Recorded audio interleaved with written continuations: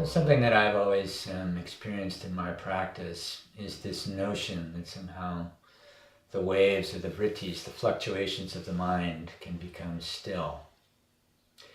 And I use this kind of as an analogous to a meditative state, in that it's actually possible within the state of every asana to find some aspect of that state.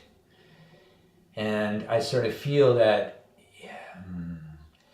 if we're not able to arrive at that place of stillness in our mind, that that posture then is a challenge and still has meaning for us. It can also mean very simply that the posture is just too difficult, and that if we're not able to achieve a sense of stillness in that particular posture, then we should move to a previous one in which we can, and develop that to a higher level sometimes before moving on.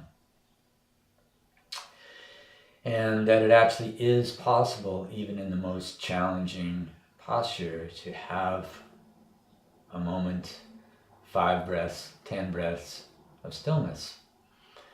And I think as we're able to transform our process of practice into that kind of stillness, that it has residual effects for other areas in which we're trying to attain that form of stillness, as opposed to the opposite. So I kind of feel that it validates that meditative experience within the process of practice.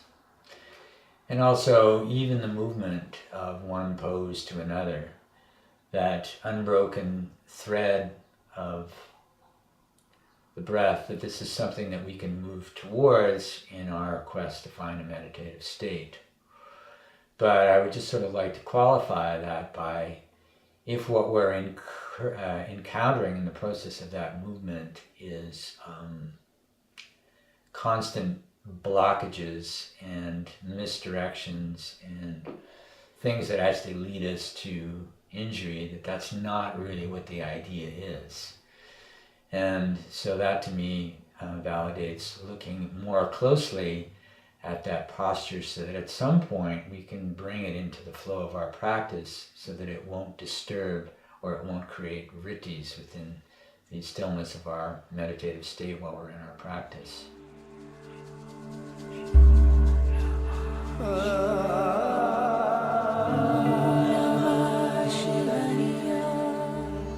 If we think of our practice as a vehicle, then we can, for a very obvious reason, use our car as a vehicle. And if we're experiencing things within our bodies, something analogous to our car breaking down, and we just ignore it and we refuse to take it to a mechanic, if we don't make it better, it's going to affect the running of that car. So in the same way, if we're encountering knee difficulties or back problems or things like that in our practice, and we don't look at it, it's going to have an effect on our vehicle, but it's also going to have an effect on our experience. And once again, if we're moving towards a state of stillness, if we're not actually moving towards that state of stillness, then we're not actually moving towards a state of yoga, or this profound open state of mind and state of being that is being described by the second Yoga Sutra. So these are things that I feel that sort of validate the physical practice of yoga, providing that we treat them in a yoga-like fashion. And I think that this is really what's key, and it's something that we want to move towards, because what actually separates these things from other forms of physical exercise? What's the difference between doing the movements and having them be yoga and having them be gymnastics? On some level, possibly not really any. On the level of the mastery of the physical, then we're really essentially talking about the same thing. But I'm going to take a great leap here now to Einstein.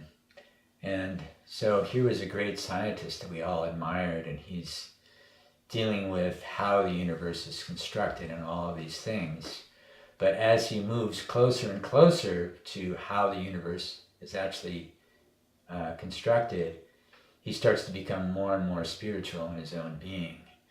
And I think that that's something that would separate yoga from another form of practice. If that practice is actually making you more spiritual in your being, making your quest something that's leading you to a higher state of consciousness, if it's leading you to being a more open and compassionate person, then I would say that you're doing yoga. If it's leading you towards injury, if it's leading you towards a state of personal pain, if it's causing you to lash out and be competitive with others, then I would say that perhaps the point of yoga is being missed in the process. So I feel that it's really important that the practice of yoga on whatever level be set in this context of what the real practice is all about. And then I feel that it actually opens up into this vast kind of playground, in a sense, this place that we can pursue, we can practice, we can experience, we can enjoy, and none of these things are actually denied to us within the spirit of yoga.